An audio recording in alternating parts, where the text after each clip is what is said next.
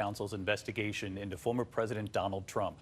ABC News has confirmed at this hour that Donald Trump and his lawyers have just been informed about 20 minutes ago that the former president needs to be at a federal court in Miami on Tuesday at 3 p.m. to be processed on federal charges. This, of course, would be the first president ever to be indicted on federal charges. I want to bring in several members of our investigative team, beginning with Catherine Faulders, our senior reporter. And Catherine, what are your sources telling you as far as the number of counts at this point and the range of what's being charged here? David, we're learning from our sources that there appears to be at least 7 counts here. This ranges from everything from the willful retention of national defense information to conspiracy, to a scheme to conceal, to false statements and representations. Obviously, this is part of a more than years-long investigation by special counsel Jack Smith and Trump's efforts to obstruct the government to give documents in his possession with classification markings back to government investigators who at multiple times throughout this investigation have tried to retrieve them from Trump. They still had questions about whether Trump still currently has classified documents in his possession. But again, we're learning that at this hour, we're told by our sources that there are at least 7 counts here, and they range from everything from willful retention of national defense information to conspiracy to concealing documents of record, David.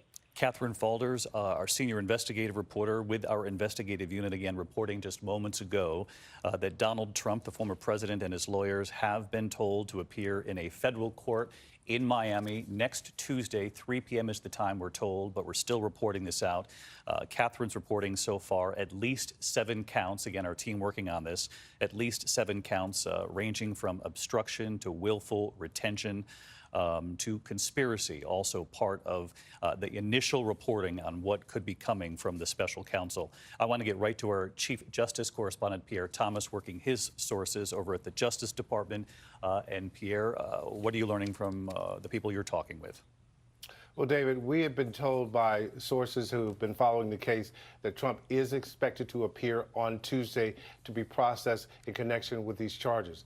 And we've been told by multiple sources that the special counsel has specifically been focusing on efforts to illegally retain classified documents and producing evidence to show that Trump also willfully obstructed the government's efforts to get those documents back.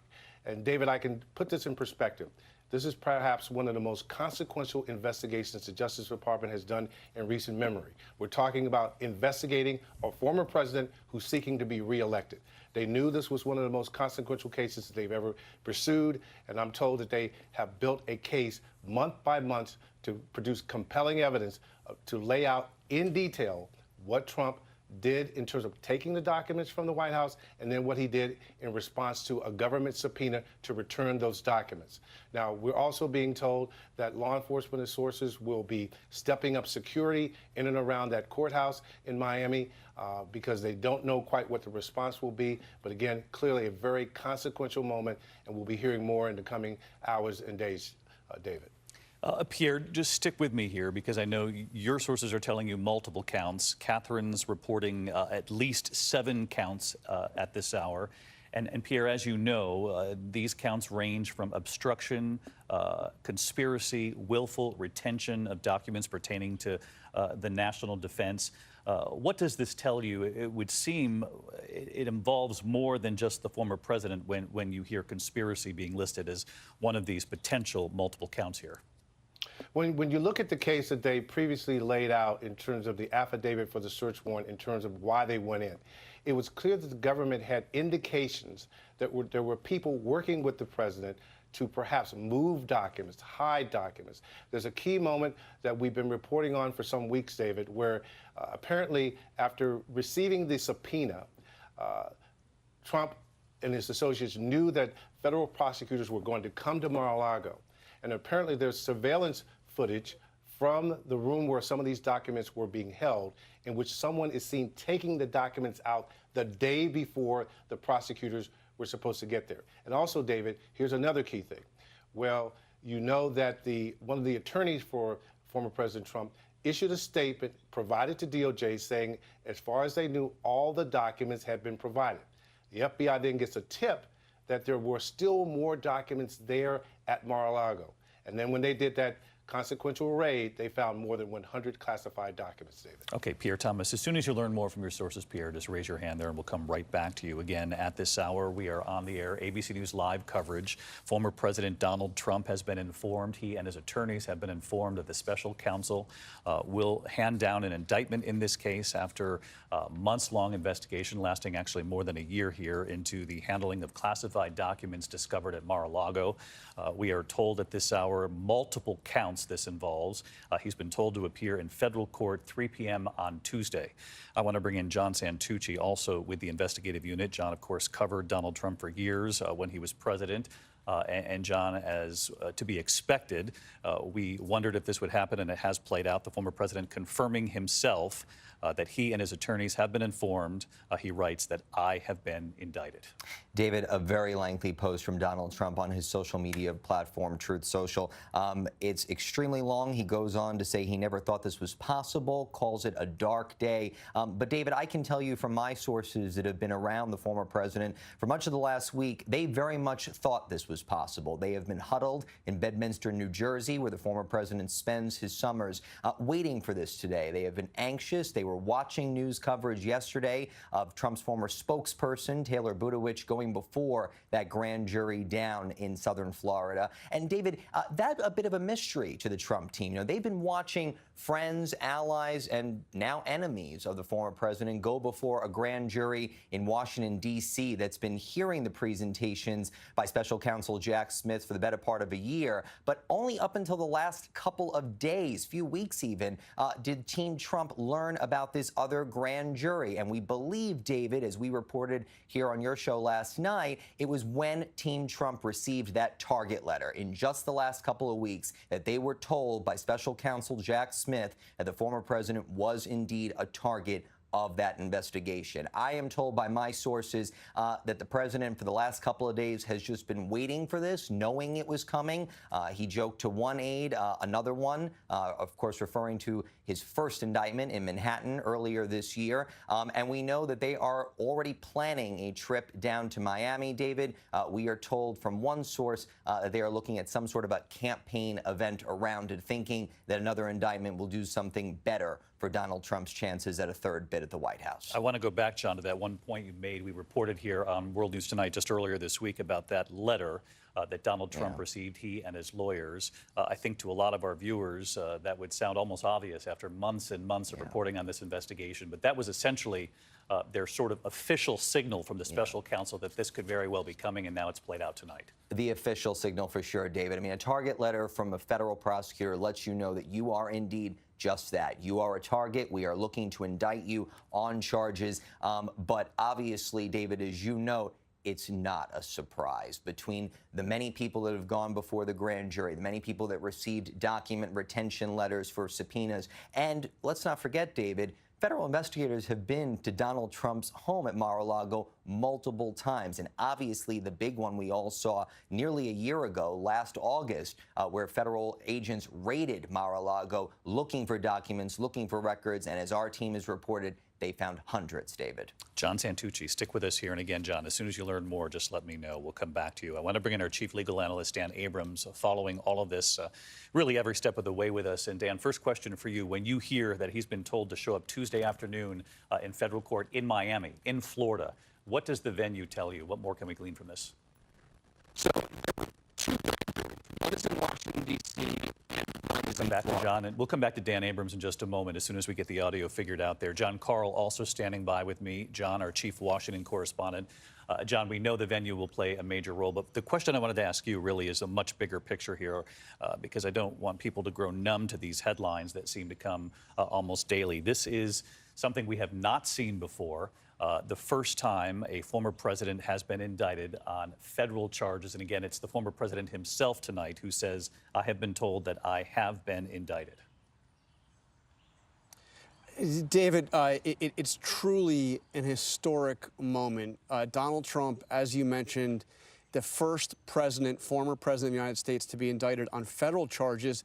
This is also the second time a former president has been indicted, period. The first time was also Donald Trump, indicted on local charges. The Manhattan District Attorney indicting him on charges related to hush money payments to Stormy Daniels. And we also know that a grand jury is very active in Fulton County, Georgia, looking to bring state charges against Donald Trump related to his efforts to overturn the presidential elections in the state of Georgia. So think about this, David. You have a former president of the United States, currently a candidate for president again, who is now under indictment on local and federal charges, and possibly soon also on state charges.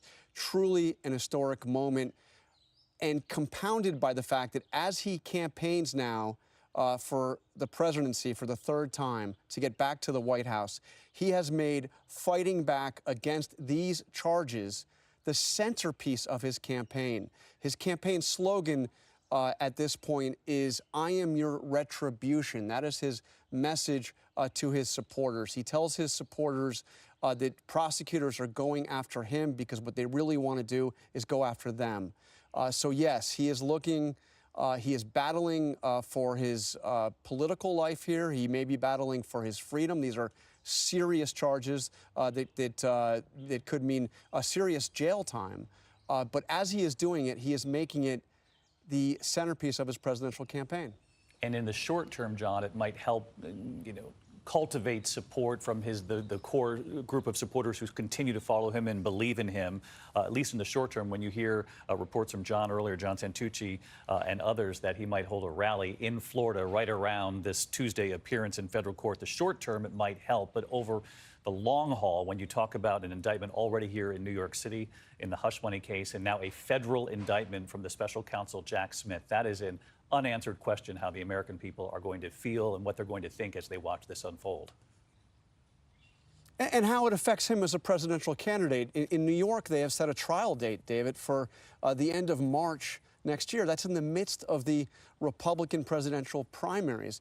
We'll see what happens here. We know there's a court appearance, an initial court appearance next Tuesday. But when is this trial? And when potentially is a trial if there's an indictment in Georgia? He may be spending more time in courtrooms defending himself against, again, serious charges than he is able to spend on the campaign trail. So how will the American people respond to that? How will he campaign around that? And how do the other Republicans handle it? We now are seeing an increasingly crowded field of presidential candidates willing to stand up, Republicans, to stand up and say that they are going to run against Donald Trump, with the latest addition, entrance to the race, and his own vice president and former New Jersey Governor Chris Christie, once one of his most prominent supporters. So Republicans, not all of them for sure, but some prominent Republicans are now standing up and telling Republican voters that it is time to turn the page from the Trump era. No question. The Republican campaigns are watching these developments very closely tonight and trying to decipher what their strategy is moving forward, how to handle all this. John, Carl, our thanks to you as always. Dan Abrams now with us, back with us on the phone here. Dan, a couple of really important legal questions to help guide our viewers at home. When you heard that this appearance is 3 p.m. Tuesday in Miami federal court, what does the venue tell you? So that's a very significant point on where the crimes occurred.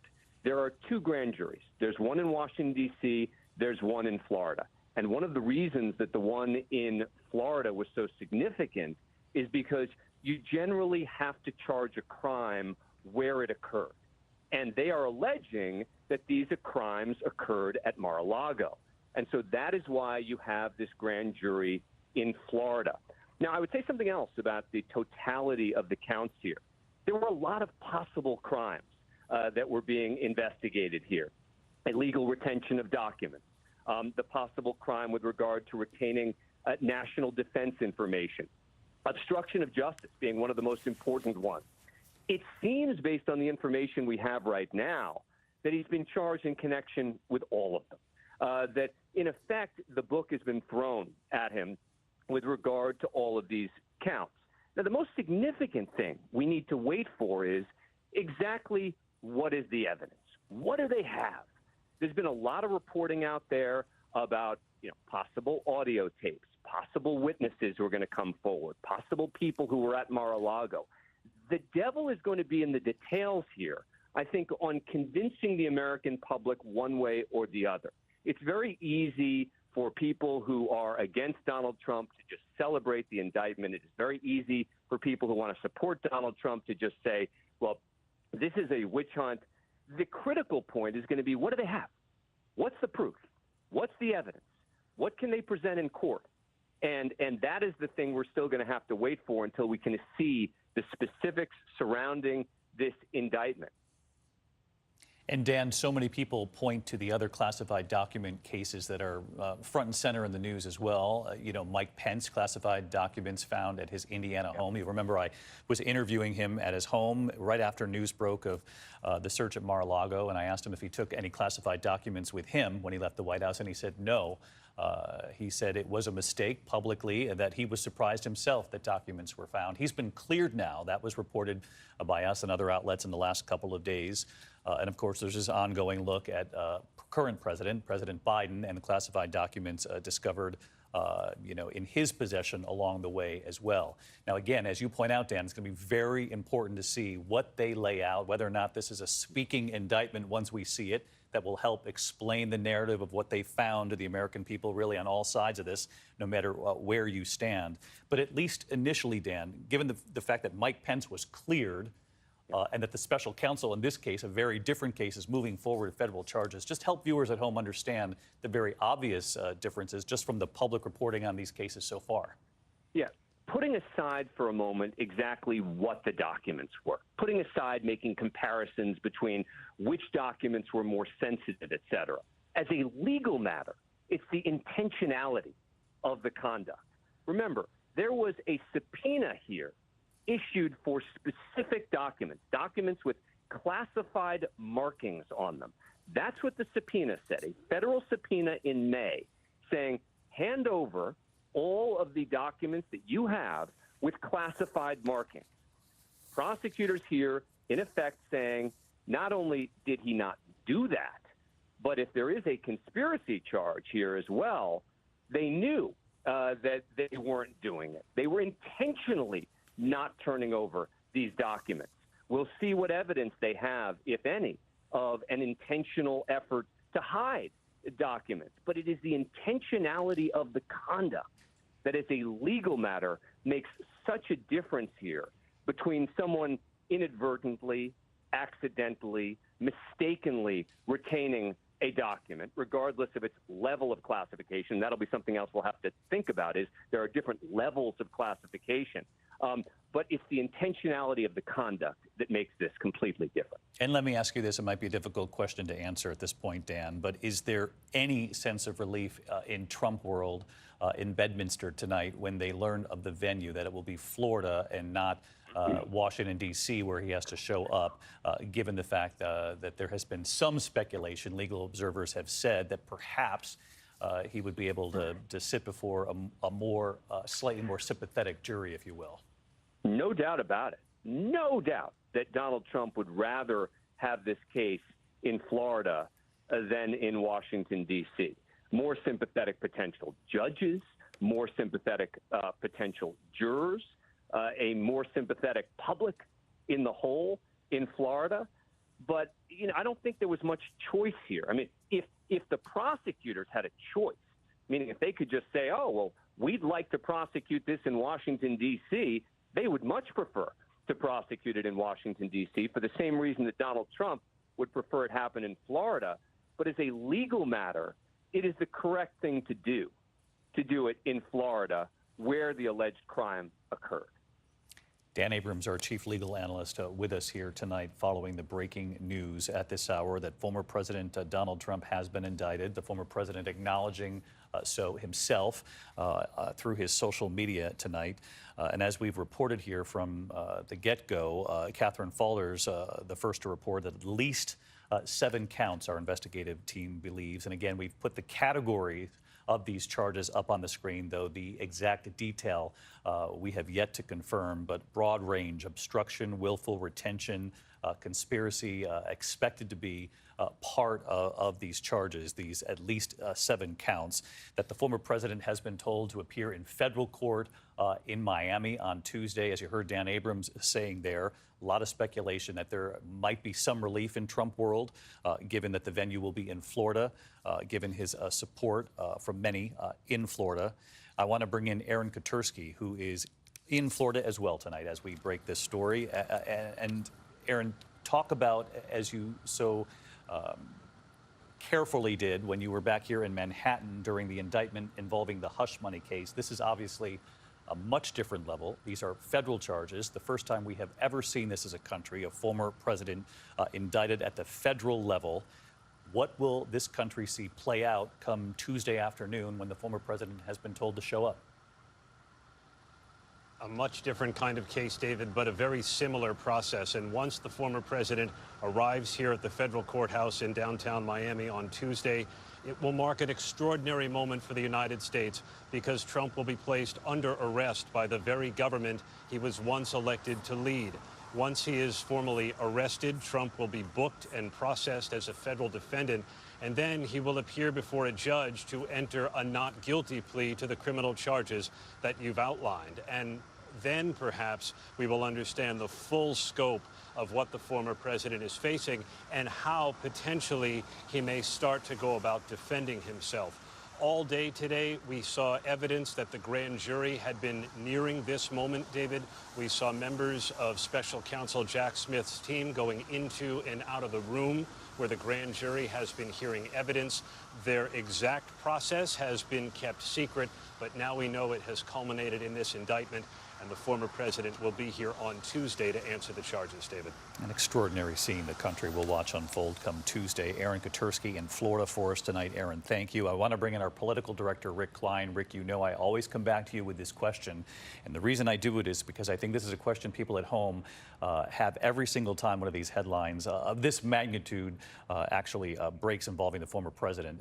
This time, actually, we have never seen this, uncharted territory, but there's nothing that says that a former president who's been indicted at the federal level, charged that he would not be able to run for office. And even if, and this is, I don't want to get ahead of ourselves, but even if there's some sort of conviction at the end of this long process, what are the ramifications if you're running for president? Yeah, there is no federal law, there's no constitutional provision that allows, that prevents someone from running for president of the United States, even if they are currently behind bars. In fact, in 1920, we had a socialist candidate for president who was serving a prison sentence and got almost 1 million votes. You have to go back that far for any kind of precedent, and as you said, we're a long way from any of that. But look, there's also evidence that the last legal case brought against him may have bolstered his standing. Donald Trump only doing better in the primaries since then. Our poll from about a month ago, David, showed that about 54% of Americans thought that he deserved to face criminal charges in this case about classified documents. But that same poll had a numeric advantage for Trump versus Biden. So it may be that a lot of this information is already out there. And we saw Donald Trump tonight set a fundraising appeal within about 15 minutes of breaking the news of his own indictment. He is asking people to raise money. There's no doubt in my mind that it will be a successful appeal because if we know anything about Donald Trump, is that his base is extremely loyal. But again, the bottom line, Rick, that even though we're now witnessing a former president being indicted on federal charges at the federal level, he can still run for president. Nothing stops him. Nothing stops him. It becomes practically harder because he has to make court dates. As John Carl was mentioning, the timeline here is very inconvenient, but he is allowed to run for president even while under indictment, even if he were to be convicted. Rick Klein, our political director. Rick, thank you as always. I want to bring in Rachel Scott. She is live in Iowa, which tells you she's already out on the campaign trail covering the race for the White House. Rachel, I come to you because I know you've been reporting on all of the other Republican candidates. It's now a somewhat crowded field. We know that Mike Pence entered the fray this week officially. He went so far as to say his former boss should never be president again, should never be allowed to be president again. Chris Christie in the race as well, the former New Jersey governor, who right out of the gate took on Donald Trump and by name. I gather all of these campaigns tonight are watching this play out and deciding what their next steps will be and how far they'll go. Exactly, David. But right now, I could tell you that most of this very crowded Republican field is walking a fine line. You heard Trump's own former vice president, Mike Pence, say that he's unfit to serve again, calling out the former president directly and by name when he launched his presidential campaign this week. But just hours ago, I had an opportunity to press Pence on whether or not a former president who is facing multiple investigations best represents the future of the Republican Party. And while Pence told me that he believes there needs to be new leadership, he says that an indictment would further divide the country, but still says that no one should be above the rule of law. You have former New Jersey Governor Chris Christie. He says that an indictment does not look good for any political candidate, but is still waiting to see sort of how this all plays out. So far in this very crowded field of 12 Republican candidates, only one candidate, former Arkansas Governor Asa Hutchinson, has come out and said that indictments of a former president should be enough reason for them to step aside. But we know that Trump is as defiant as ever. In fact, David, I could tell you right now his campaign is already fundraising off of this news. Rachel Scott in Iowa, covering the race for president and what will undoubtedly be a very strong and powerful dynamic in the days, weeks, and months ahead, how all the other candidates now handle this who are trying to get that Republican nomination and having to get through Donald Trump to get there. I want to bring in Terry Moran tonight. And Terry, it's a question I haven't been able to ask anyone yet, and this is bigger picture when it comes to the special counsel here, Jack Smith. There has been so little that's been leaked from this special counsel investigation. Of course, we haven't even heard from him. When you see the range of charges, and I've been really careful here because obviously we don't have the document in front of us. We just know at least 7 counts. We know the range of these charges. But when you see how significant these charges are, and a special counsel who knows the weight of history here in this decision, what does that say about the evidence they may or may not have? To me, David, it shows that this prosecutor, Jack Smith, must believe that he has the evidence to make these convictions because he knows this target is unprecedented in our history. And he has demonstrated by not whispering a word to the press, that office just did not leak, that he would do it by the book and amass this evidence with care, with the rigor that is expected of federal prosecutors, and that he has a reputation for, because that's the only way this thing becomes normal. And by that I mean it is an extraordinary, historic circumstance, the indictment of a former president by the Justice Department that he once led, as Aaron pointed out. But it is going to become an ordinary criminal case in federal court. It must for justice to be done equally. There are hundreds, more than 1,500 done every year, and what we can expect is he will have access to all of the documents, Donald Trump will, and all of the evidence that will be used against him, as any other criminal defendant is. He has a right to a speedy trial in 70 days if he wants it, or he might waive it.